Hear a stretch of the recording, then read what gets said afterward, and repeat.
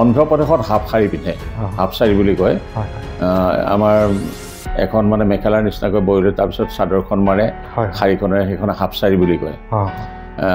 এতিয়াও আছে সেইটো গাঁৱৰ মানুহবিলাকে প্ৰায় সেইটো হাফ শাৰী পিন্ধে ছোৱালীবিলাকে বিশেষকৈ তাৰপৰা সেই হাফ শাৰী পিন্ধি বা হাফ শাৰী কাৰণে তাত গ'লোঁ তাতে চুৰাটৰ মাৰ্কেটটো বৰ বেলেগ ধৰণৰ মানে মাৰ্কেট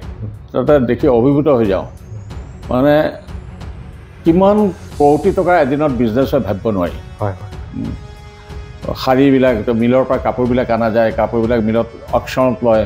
অকশ্যনত লৈ ডাইং কৰিবৰ কাৰণে বেলেগ মানুহ আছে ডাইঙত লৈ যায় তেওঁলোকে ডাইং কৰি দিয়ে কালাৰটো মই পচন্দ কৰি দিম কি কালাৰ লাগে কেনেকুৱা লাগে তেনেকুৱা মানে তেনেকৈ তাত কোনটো চলে আমি সেইটো চাব লাগিব মানুহৰ চাহিদাটো কোনটোত বেছি আছে তাৰ পৰা যেতিয়া বেপাৰীবিলাকে আহি পেলাই কৈ দিব যে এইটো কালাৰটো বেছি চলে গতিকে এইটো কালাৰত কাম কৰাব প্ৰিণ্ট হ'লে এনেকুৱা প্ৰিণ্ট কৰাব